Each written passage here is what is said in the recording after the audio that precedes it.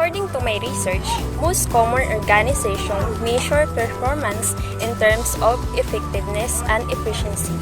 Effectiveness refers to the extent to which the organization is achieving the outcome. Efficiency refers to the ratio of relevant outputs to relevant inputs and can include cost step in a process or time. Feedforward control is a process control in which changes are detected at the process input, and an anticipating correction signal is applied before process output is affected. For example, shower, the measurement of hair toilet flush, and the feedback is when you wait for the water to turn hot before changing the settings. Feedforward control is a process control in which changes are detected at the process input, and an anticipating correction signal is applied before process output is affected. Concurrent control involves identifying and preventing the problem in organization, and it is an ongoing process or things in organization can change in real time to be sure that objective can be met. Concurrent controls allows for employees to evaluate their works as they performing the jobs to determine whether change is needed to be made. Hello po. Management by working around, ang mga manager, sila yung umiikot to seek her employees sa mga oras ng kanilang trabaho at susuriin niya ang mga trabaho ng mga ito.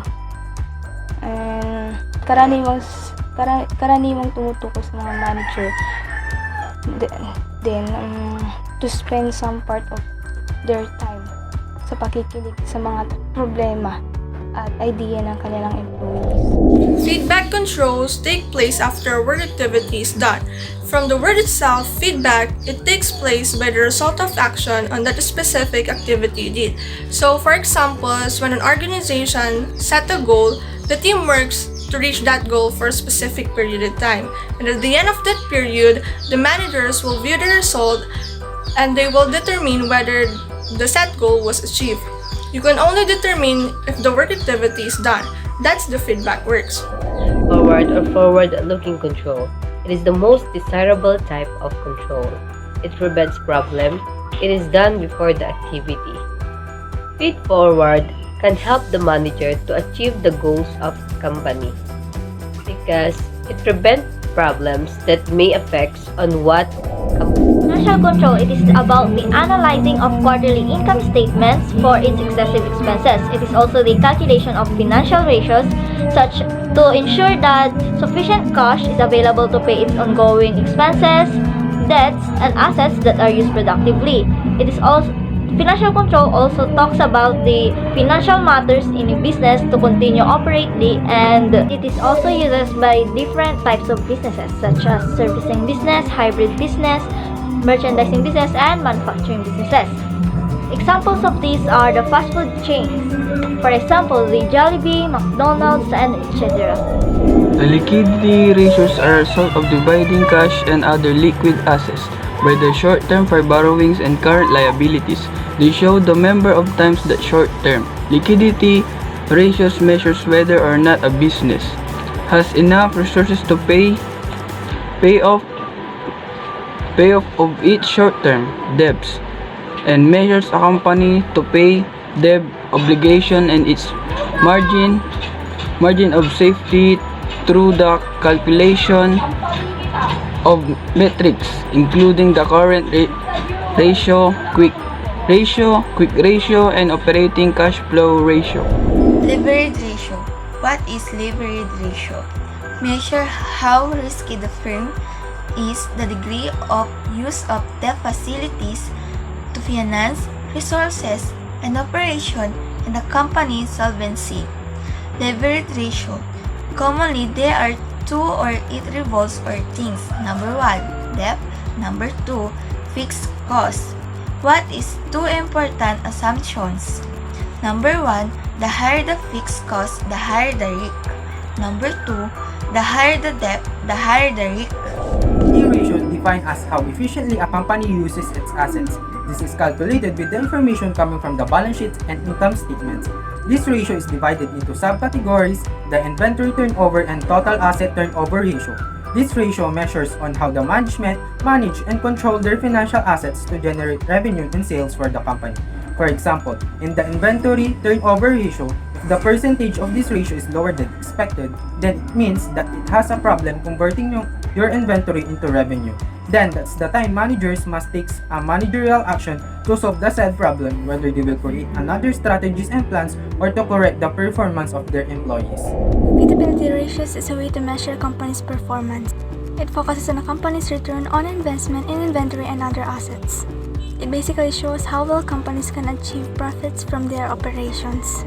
There are two types of ratios. First is the profit margin on sales. It represents a company's ability to convert sales into profits to various degree of measures. Examples are the gross operating and net profit margin and the EBIT, the earnings before interest and taxes. Next is the return on investment.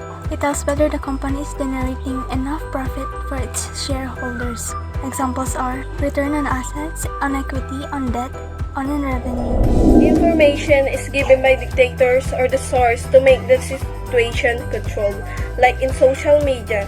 Media is a normal communication of human that we can sag up, we learn from it, and it's a phenomenon source of information, especially now. But there is one thing that we need to know to be a good digital citizens, because not all information in social media are true, because of it has a lot of information. From us, we need to control our social status or social knowledge, because sometimes social media is a scammer. You have to aware yourself on social media. MIS, or a Management Information System, is a computer system consisting of hardware, software that serve as a backbone of an organization operation. An MIS gather data for multiple online systems, analyze information, and reports data to aid in management decision making. The purpose of MIS improve decision making. The MIS collects the data, store it, and make it accessible to the managers who want to analyze by running the report. Balanced scorecard is a business framework used for tracking and managing an organization's strategy. It includes financial measures that tell the results of actions already taken. It is usually utilized by the companies who are trying to have accomplishments. Examples of companies that use scorecards are Asa Vista for events and marketing, Ford Motor Companies for automotive company, and Wells Fargo for banking. Benchmarking of best practices. Benchmarking is the continuous process of comparing one's business and performance metrics to industry and best practices from other industry. For example, start early. If you want to be the best, it's never too early to start benchmarking. Studying your competition and knowing where and how you can improve, like getting a map to your destination. Benchmarks are the standards of excellence against which to measure and compare. It is a point of comparison or measurements where you can see if you've done great or not about your business or service. For example, locks. Based on statistics, Lux is the top-selling soap in the world, and it could be a benchmark for other soap company to see if they've done great or not. Cross-cultural differences. The term cross-cultural implies interaction with people of different cultural, ethnic, age, and class background. Thus, miscommunication is likely to happen when it involves significant cultural differences among the communicators. This is what known as cross-cultural differences. Privacy is important, especially to the companies, to avoid possible data breaches or information leakage. Company gives the employees the privacy to do their work, given that they don't do unnecessary or unproductive work. Being unproductive or misuse of the company resources may lead to termination. Managers plays a crucial role to always check and monitor the employees' to do the right thing to avoid bad image to the public and to the company. Employee theft is defined of unauthorized taking of company property for their personal use. So for me, it is a kind of stealing where employees steal money or even a small amount of product of the company for their personal use. And one of the reasons why they steal something in the company because of their financial problem. Workplace violence. It is an act or threat of physical violence and harassment that can affect and involve employees, clients, customers, and visitors. I'll give you an example from the book. One employee is killed and at least 25 are seriously injured of violent assaults by current or former co-workers. Also, pranks, arguments, and property damage can also be considered as workplace violence. The topic is interaction with customer. The customer, you should show your appreciation. That is the key to every relationship. You need to make your customer feel like special. When you do business, you should also train your employees greetings. For example, your employees should be able to respect, appreciate, and batiin ng mga customer. It's like, good morning or I hope you have a peaceful day. That's where you interact with your customer. Service profit chain is the service sequence from employees to customers to profit. Service profit is a kind of providing service to the customers, and thus we keep earning money. One great example of service profit is a food delivery. Promoting products nowadays, since lockdown, it is very hard for us to earn more sales except if we promote food delivery and adding delivery fee to it. It is very convenient to every customers because they can able to experience eating the products that we are selling without going to the store. Corporate governance in the business context refers to the systems of rules, practices, and processes by which companies are governed. Governance ensures that everyone or every individual in an organization follows appropriate and transparent decision-making processes, and with all of that, all the stakeholders such as shareholders, managers, customers, employees, suppliers are protected. The main purpose of it is to help build an environment of trust, transparency, and accountability for fostering long-term investments, financial stability, and business integrity, thereby supporting stronger growth and more inclusive society. So according to Manager Virginia Nahira for question 1, the disciplinary action with employee who not abide with the policies and rules, they are using verbal warning, suspension, or termination. And the most difficult thing for disciplining employee when they are no longer efficient and effective to their job, you will decide to terminate them. For suggestion, as early as you observe that they are not doing their work well, you have to talk to them and remind them to their responsibilities in the company. Manager is responsible in accomplishing organizational goal.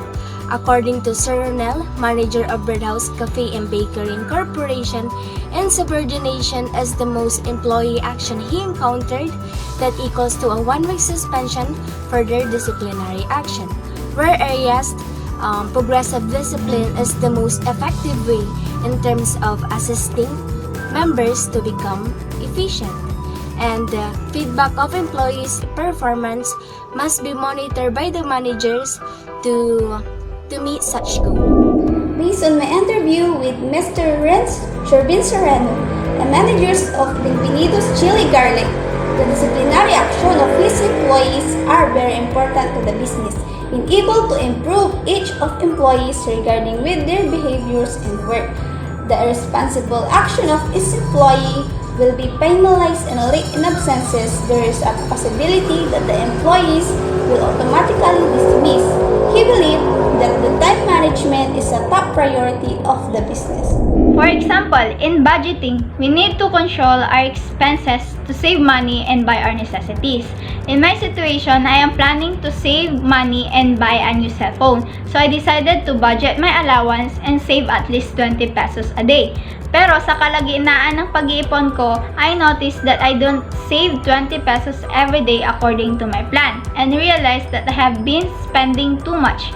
So I corrected my error, which is to control my expenses to attain my goal to buy a new cell phone. So that's how I apply controlling in my daily life. Controlling is a process of monitoring our performance. I can apply controlling in my daily life in terms of cooking, wherein knowing first what I want to achieve or goal, which is to make a delicious dish for my family. So in order to achieve that, I will prepare first all the ingredients that I need, and while cooking, I'll make sure to monitor and control the taste of my dish by tasting it. And if there's something wrong or problems with it, I'll make sure to add something that will make my dish better. So in that way, I can now achieve my goal. When you take control, you become more productive and more optimistic. You're able to tackle and solve problems more easily and ultimately experience less stress in your life.